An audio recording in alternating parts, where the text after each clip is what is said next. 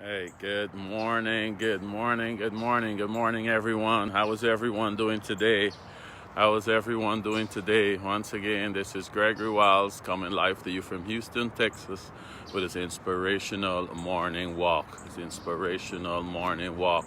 First time listeners, I get up in the morning, I do some exercise, I walk, do some walking. I will just share some of my thoughts with you guys. Whatever I inspire to talk about that day, I will share with you guys. So good morning, everyone. As you can see, it's very cloudy and it's a rainy day here. It's actually still kind of drizzling a little fine, so I'm not going too far from home. I can just walk close to home.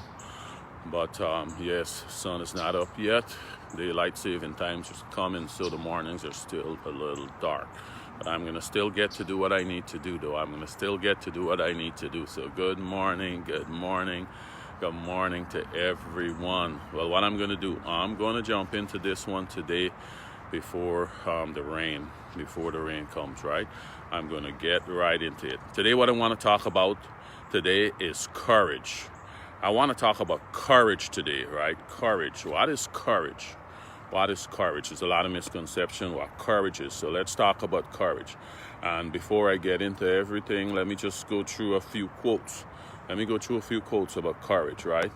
They say you gain strength, courage, and confidence by every experience in which you really stop to look fear in the face. You are able to say to yourself, I lived through this horror. I can take the next thing that comes along. You must do the thing you think you cannot do. You must do the thing you think you cannot do. That's by Eleanor Roosevelt. Next one is one of the most courageous things you can do is to identify yourself, know who you are, what you believe in, and where you want to go. That's by Sheila Murray Bethel. And the next one by the great Walt Disney said, all of our dreams can come true if we have the courage to pursue them. He said, all of our dreams can come true if we have the courage to pursue them. Mark Twain reminds us, courage is the mastery of fear, not the absence of fear. Courage, contrary to popular belief, is not the absence of fear. Courage is the heart to act in spite of fear, and that's what I want to get in.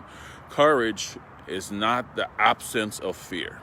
When you are afraid to do something, and you go and do it anyway, that's what courage is. That's what courage is. Courage is the heart to act in spite of fear, right? So you probably got something right now you need to do, something that you need to do. Maybe some information that you have that you're frightened to expose someone because you're afraid the chance you will take to do that, right? So and what the information you have might save a lot of people, might save a lot of lives, might save people a lot of hurt. But you're a little scared to do it because of the risk involved, because how you can get yourself involved and all that you have to go through, right? So that's courage. Courage is acting even though you know what the risk is. And you're mastering your fear and going ahead and doing what you need to do, right? Good morning, Tessa. Good morning. How are you? So that's what courage is, right? So courage, remember, it's not the absence of fear, but it's the heart to act in spite of fear, right? So I remember, so at your job right now, you probably might get in the promotion. Your boss maybe was a really good boss, really good. Everyone liked them. They're retiring or leaving, and you get an offer the position, and you're a little scared to take it over. How could I follow in that person's footsteps, right? How could I follow in their footsteps? You're a little scared. You're nervous to take that opportunity. You might tell them, "Let me think about it," and you're scared to do it, right? Remember in the case of the U.S. gymnastics team, I don't know who followed that story, talk about courage when one of the gymnasts came out and said the team doctor was molesting them for years, and it was going on, I guess, over more than 10 years. And she had the courage to come out and expose herself because that was really eating away at her. And she came out and she exposed him. And after she got the courage to do that, they had over 100 other young ladies came out and admit. And then anyway, he get put away for a long time. So her courage stopped a lot of hurt, a lot of young women from being hurt, right? So you got courage. You got to get the courage to do the things that you do not want to do. So let's look at a quick little example here in the Bible, but a young man who was in that same situation, because I know somebody probably on the fence to make a decision to do something right now, and they need the courage to go ahead and do it. So let's take a quick look at Deuteronomy 31, 6 through 7. Deuteronomy 31, 6 through 7. This was Moses after he realized, he was old, and God told him he's not going to take the people into the promised land, and he was getting Joshua ready. He was telling Joshua, right? He was talking to Joshua. So in 6, he telling Joshua, he said, be strong and courageous. Do not be afraid or terrified because of them, for the Lord your God goes with you. He will never leave you nor forsake you. He's telling you, you got to take over and take these people to the promised land, because I'm old. I'm over 120 years old right now. I can't go. And matter of fact, God said, I'm not going. You got to take them, right? Then in 7, he said, then Moses summoned Joshua and said to him in the presence of all Israel, he said, be strong and courageous, for you must go with this people in the land that the Lord swore to their ancestors to give them. And you must divide it among them as the inheritance. See, again, the second time he telling him, be strong and courageous. He know the task at hand. He coming after a great leader like Moses. Moses, who God talked to him in person. All the other prophets, he talked to them in different ways. But he said, no, Moses is special. I'm going to talk to him in person. And you got to come after a leader like that. So you're going to be scared, right? So Moses give him some comfort there. Do not be scared, right? So now let's go to Joshua 1, 6, 7. Moses already dead now. So the task is Joshua to take the people now, right? So here God trying to tell him now. Remember Moses tell him be strong and courageous twice. Tell him in front of the people. Let the people know this is going to be a new leader, right? So now God had to give him some more courage now in Joshua 1, 6 through 7. In Joshua 1, 6, it said, be strong and courageous, because you will lead these people to inherit the land I swore to their ancestors to give to them. Now this is God telling them, you be strong and courageous, because you will lead these people to inherit the land I swore to their ancestors to give to them. And then he went on to say in 7, he said, be strong and courageous. Again, God repeating this to him, right? So this is the 4th time we hear Moses tell him twice, now God telling him twice. Be strong and very courageous. Be careful to obey all the laws my servant Moses gave to you. Do not turn from it to the right or to the left, that you may be successful wherever you go. But what I want to point out here in verse 7, he said, be strong and very courageous. Be careful to obey the law my servant Moses gave to you. Do not turn from it to the right or to the left, that you may be successful wherever you go. So this offer was not unconditional. It was not unconditional. It came with some conditions. And what was the conditions? He said, do not turn away from the law that Moses gave you, right? So this comes with some conditions. This tells me it's not just he jump ahead and doing what he want to do. He had to follow the law, because if he stopped following the law, he would out to God protection. God said, I'm not going to back you up if you're not following the law, right? So that's why I want to tell some people, I don't want you to think that, you want to do something that does not line up with God's laws, and this video give you the courage to go and do something wrong. This video give you the courage. Once it's to kill, steal, and destroy, I can tell you, this is not for you.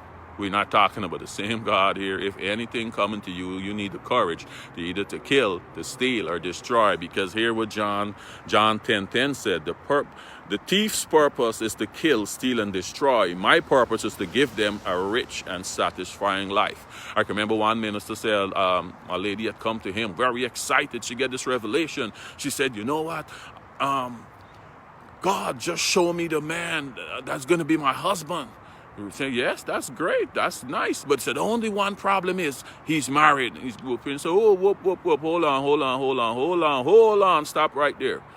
God is not going to show you your husband and he's married and encourage you to go and break up somebody's union, right? So slow down. That's not God. That's somebody else. See, that's come under the category of destroy, right? And John 10:10 saying that's one of his purpose. So if you want the courage to go and do something wrong, I'm not speaking to you. I want to make that clear. You want the courage to go and kill someone getting on your nerves. I need the courage, and this is confirmation. I need to go and do that. No, I'm not speaking to you. You get the courage to go and steal something, and you want the courage to do that because you're afraid to do it, and saying this gives you confirmation. I'm not speaking to you. This is not. It got to line up. You hear what God tell Joshua? It got to line up. You got to follow the laws. Because if you step out of that, you don't have my support anymore, right? So I'm telling you guys, maybe someone need the courage to do something that they're afraid to do, and that's okay. That's okay. Just like Joshua, he was afraid. And that's what courage is. Courage is acting in spite of your fear, is mastering your fear. It's not to say you're fearless. That's a whole different thing. Being fearless and being courageous is two different things. Being courageous is something you are scared to do. The risk involved in doing it. This is a tough task. Just when Joshua had to go into these lands here, these people was much more powerful than him. They were bigger. They're more sophisticated. They had bigger weapons than them. Israel was outnumbered. And you might looking at the task up ahead of you, and it's just like Joshua.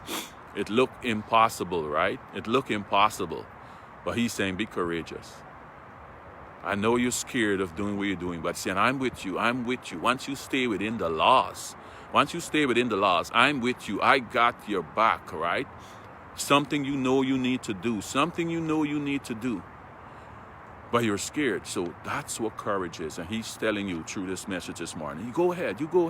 Don't matter how big the task look. You might tell yourself, how could I replace the boss? I don't have the education they have. I don't have all the skills and the finesse. He's saying, don't worry how big the task is. I'm with you. Be courageous. So let's look at Joshua 3:14-15 and talk about courage, what they had to have here on the Joshua leadership. But he was already prepared by Moses and God and telling him, be courageous, right? So in 3, this is when they was going to cross the Jordan River. Remember, they're going to cross the Jordan River. And God told them, you guys got to step into the river for it to open. You got to step into the river. But guess what? I briefly mentioned this on Wednesday, but let's look into it now. Let's look at that scripture and see what it's saying. Tell me if this is not courage, right? Joshua 3:14-16, right? So it said the people left their camp to cross the Jordan, and the priests who were carrying the ark of the covenant went ahead of them. It was harvest season, and the Jordan was overflowing its banks, right? The Jordan River, this river was at its highest stage. It was a harvest season. That's the rainy season there, and the rain, and then it melted all the snow. So it was actually overflowing its banks. But soon as the feet of the priests who were carrying the ark touched the water at the river's edge, the water above the point began to back up a great distance away at a town called Adam, which is near Zetan. And the water below the point flowed onto the Dead Sea until the river was dry. Then all the people crossed over near the town of Jericho. So this is what it's saying. That's why God was preparing them, said, be courageous.